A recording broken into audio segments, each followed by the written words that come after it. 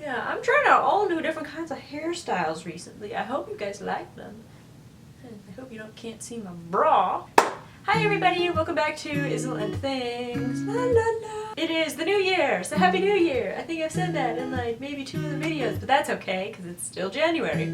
And if any of you are, I'm gonna fix my hat. No, I'm not. I changed my mind. If any of you guys are dancers or whatever, you've come over here from Tumblr or whatever, I don't know who watches my videos. I know I've done a few ballet videos, but this one's a big one. This one is a big one because any dancer, or most dancers, when January hits, it's audition season. Oh my gosh, do I remember audition season. I'm just gonna have this video be like a how to prepare yourself for audition season, or how like I used to and things that I did that really helped me prepare for it, because if you've never done audition season, like, oh my god. It is crazy. Like, it can be so crazy, but if you have auditions that are in your town, it can be kind of chill. You just have to like gear yourself up for it. And yeah, so we're just gonna see how the video goes. I'm just doing it as like a YOLO. Like, I didn't plan this at all. I just realized it's January. It's like, oh, it's audition season. But I don't have to do any this year because I'm done. I'm done. So I'll just kind of explain how audition season usually went for me. There are a few, like maybe a handful, maybe 5 or 6 auditions held in my town, and the rest are in Seattle, and I live 8 hours away from Seattle, or not 8, I think it's 5. Yes, 5 hours away from Seattle, and my mom and I, every Friday, every Thursday or Friday, we would hop in the car and drive 5 hours to Seattle, stay there for the weekend, and drive back. Every weekend from January to like March, depending on when the auditions were.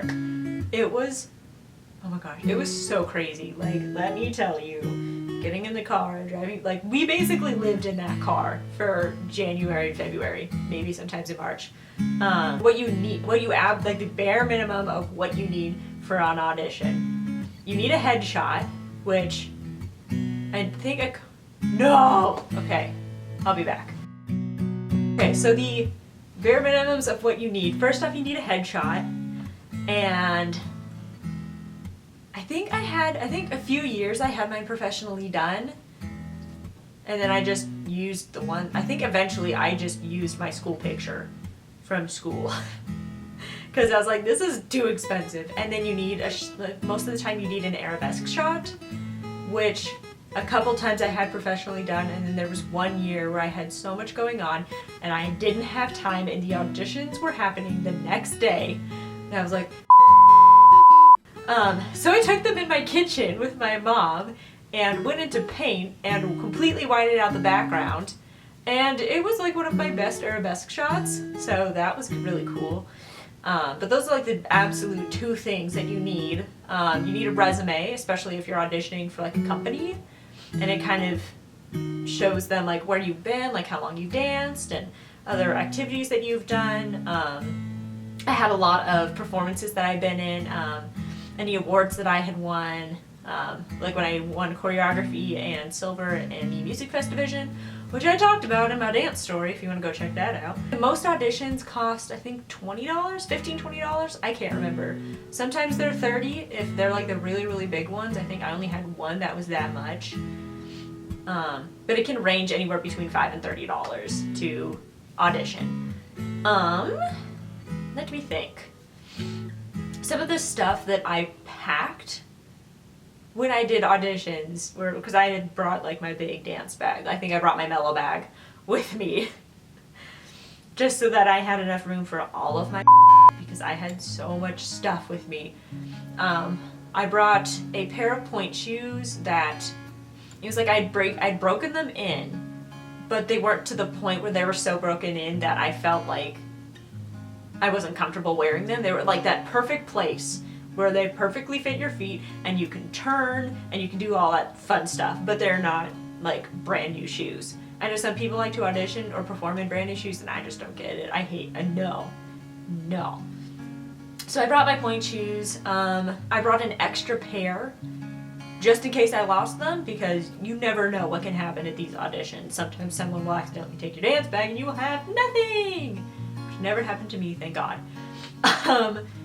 So I brought 2 pairs of pointe shoes. I brought my ballet flats, and the ones that looked best on my feet, but they weren't like scary looking. Most of the time I would get a new pair like the week before the audition started, just so I can like break them in a little bit.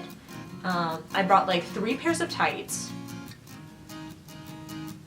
like especially if I had more than one audition to do that day. If I had like 2 lined up in a row, 3 tights was really nice to have, and especially if I got like a run in one of mine, or if I sat on Velcro and it ripped a hole, which happened, and I was so glad I had more than 1 pair of tights. And then when it came to leotards, I brought 2 black ones and 2 of my favorite colored leotards, because you like, I know sometimes they don't specify whether you can wear a color or you have to wear black.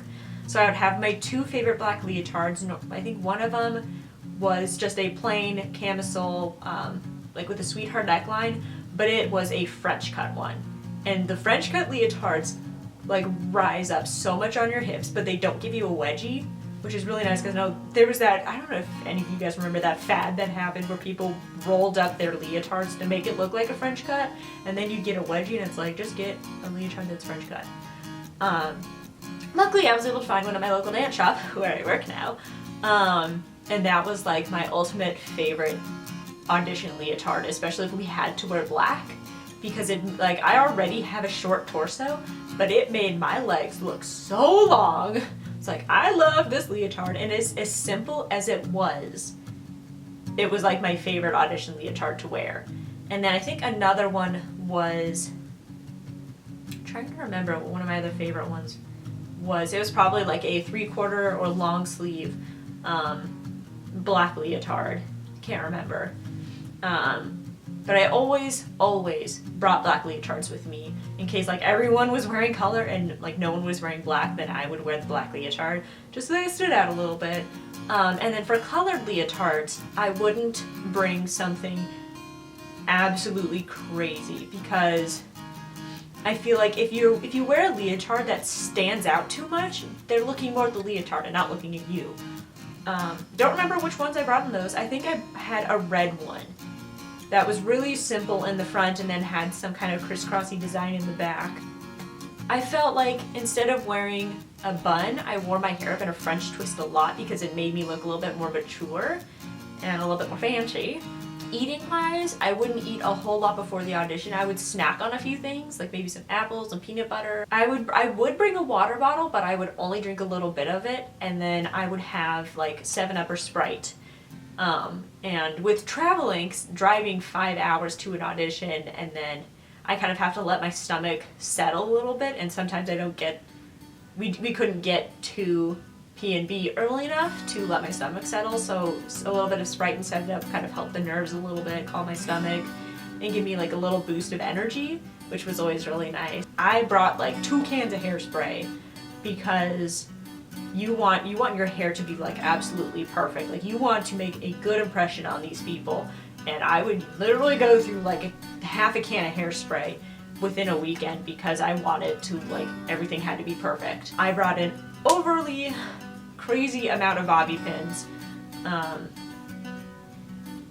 because you can't go wrong with bobby pins. You can't. They just disappear, so you better have a lot. I brought my favorite warm-ups, like the ones that I felt most comfortable in, and either my mucklucks or my moon boots. It was depending on how cold it was. If it was absolutely freaking freezing, I would wear my moon boots. But if it was if it was bearable, I would bring my mucklucks. I think I wore my Sweats by Joe's most of the time, and then a really baggy shirt, kind of like this one, just to give myself some flow, and then a really thick jacket like my North Face. Accessory wise, like, I mean, like foot things and stuff, I would always bring my TheraBands, because I would always do my exercises before the audition started, because I wanted to be warm. Like, I wanted to be 100% ready for this audition, like as if I had already taken a class before the audition. That's how warmed up I wanted to be. So I would do my ankle exercises, I would do arm exercises, so that I would have a little bit more lift in my arms when I was dancing. I would do my abs, I would stretch my feet with my foam roller and my TheraBand, which, if you would like an understanding of what that looks like and how I do it so that I don't have to like buy a foot stretcher, then I will totally make a video for you guys. And then I would bring my circle TheraBand to stretch my arabesque and my side splits and everything. I'd bring my little spiky ball so that I can roll my feet out, because I feel like if I just hop right into a class if I'm late or whatever, like my feet are not okay and I want them to feel really into the floor, and I felt like the spiky balls and like points of pressure really helped with that. So that was really nice. I always brought my music and my headphones. I think that was like one of the biggest things for me, and I had a set playlist of music that prepared me for my auditions. It was kind of like, it was my audition playlist, but I called it like my bitch mode playlist. And especially when you go to a big like studio, like Pacific Northwest Ballet's school, and their studios, and like it's huge, and the dancers there are so good, and here I am coming from this teeny little town 5 hours away, and like the competition in these auditions are like ridiculous. Like you are competing everyone else to get an acceptance letter, and whenever I would go, I would get into this bitch mode. I wouldn't talk to anybody unless I knew them, but even if I did, I would be in my zone, is what my bitch mode zone. And this playlist helped me get into that mood. It's kind of like, because you can't walk into an audition second guessing yourself. And I did that once, and I didn't get in. And luckily, I've never been to an audition where they just tapped your shoulder and told you to leave. I have never been in one of those auditions, and it makes me so thankful that I didn't have to experience those. You start second guessing yourself, and you will not do good that audition. And it happened to me a couple times, and I think a few of those auditions I didn't get into because I was like, oh, well, that was like the shittiest audition ever, and I didn't get in anyways. But a couple of times I was like, especially when I had my ganglion cyst, there were a few auditions that I did where my cyst was acting up so badly, and the audition was pretty good, but I felt like I didn't do well, but I still got in. I don't know, you have to play mind games with yourself and really pump yourself up for it. And, especially if you're looking into joining a traineeship or like an apprenticeship or anything like that, even a company, like you really have to gear yourself up. Like you have to let them know you want it, and you have to show them like everything you can do. I feel like one of the biggest things I feel in auditions is while you're there, like while you're dancing, like just don't be like so serious that you don't smile. Because in a couple auditions I've had, the auditioner has said, like, you guys look like someone has just died. Like, come on, you should smile a little bit. You're having fun, right? This is an audition. And everyone's like, no. But I always had like the most fun auditioning. I always did. And back then when I was dancing and when I did start learning about auditions and going to Seattle and auditioning, it was like it was like the most wonderful experience for me. And you can't look at it as like, if I don't get into this one place, then I'm just done. And I wanted to show the auditioner how much I loved what I was doing. Even if it was just an audition, if it was just a master class or whatever, I always had fun dancing. I was always smiling. And I think that was one of the things that really helped me kind of get myself out there a little bit more, is that they would pay a little bit more attention to me if I looked like I was enjoying myself, like this is what I was supposed to be doing. And that has definitely helped me in the long run. And you have to play the audition to your strengths. Like if you are good at turning, I wouldn't say like save yourself for the turns, but like you know where your strengths are and use them. I mean, if they ask for a clean double, then just do a clean double. If they say, I want you to do a double, and then on the next like few counts, do as many turns as you can, then go for it. But if they specifically ask only for a double, like you really have to listen to what they ask for.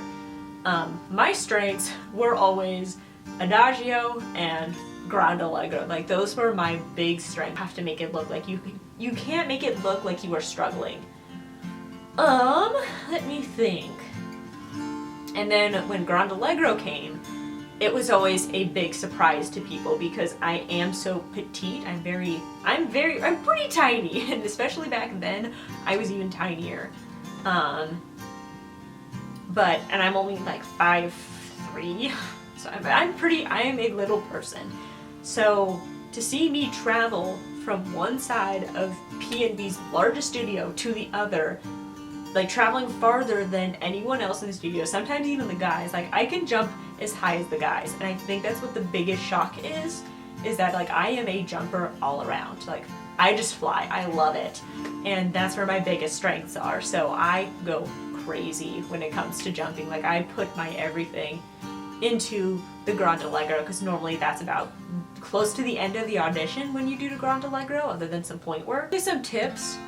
Don't eat too much before your audition starts, because I've done that once before. I think it was like one of my first auditions. I had just eaten lunch and then went straight into audition, and I felt horrible. Don't psych yourself out. I know it's hard not to do. Be like, oh well, like what if this doesn't happen, or like I'm not good enough, or if, like especially second guessing. Like don't psych yourself out of the audition, because if you believe that you are doing good and then blah blah blah. I'm trying to remember where I was gonna go with that, but I can't. You just have to have a lot of confidence and like not overly confident, not cocky, and like have like a huge ego, but you have to like be like, this is who I am, and I am here, and I am auditioning, and you better like me. Sometimes it's better to have a simple basic leotard than have something crazy. It's more impressive to see the classics and a really, really great dancer than to see someone with this fancy ass leotard and be falling all over the place. Don't be afraid to ask the auditioner questions, like especially when you're registering. You can always ask questions about like trainee programs or anything like that, or if you have any questions about like on the form that you fill out, the audition form that they give you, or they're like where you register or something. I haven't done auditions in like 3 years. I don't know. But make sure you get a lot of sleep the night before, and if you have to travel that day, I mean still like get a good night's sleep, and if you have to take a nap while you're traveling, then by means do it. I mean, even if it's just a short little nap, you want to make sure I can't talk today, you guys. You want to make sure that you are rested and that you are healthy. And I've done a few auditions where I haven't really been feeling good. I've been sick, or I've just gotten done from the flu and don't really feel very good. I haven't done as well in those auditions than I have in other ones where I have been completely rested and healthy, and I felt great about myself. I think my favorite auditions that I've ever done was probably Pittsburgh. The very first year I auditioned, because the guy really, really liked me, and probably should have done their year-round program the first time I went to their summer intensive, but I mean, honestly, I have only been to 2 summer intensives. Those are the only ones I've been to, Pittsburgh and Milwaukee, and I thoroughly enjoyed Pittsburgh. Milwaukee was a little bit iffy, because it was a week longer than Pittsburgh's, and every week the studio flooded. But no, just overall, you just have to have fun in these auditions. As cliche as that may sound, you just kind of gotta let go and believe in yourself and have confidence and really just have fun. I think that's like the biggest piece of advice I can give you, and just kind of over prepare yourself, like with dance stuff, like what you bring. I probably would have brought like this teeny little suitcase with me. I think I did at one point. And then just threw everything I needed for that day in my dance bag. Yeah, when it comes to bringing dance stuff, I would say over prepare, because you never know which leotard. Guys, I can't anymore. You never know what kind of mood you'll be in that day and what leotard you'll want to wear. So I always gave myself a few options, especially if I knew if they wanted all black or if they wanted colored leotards.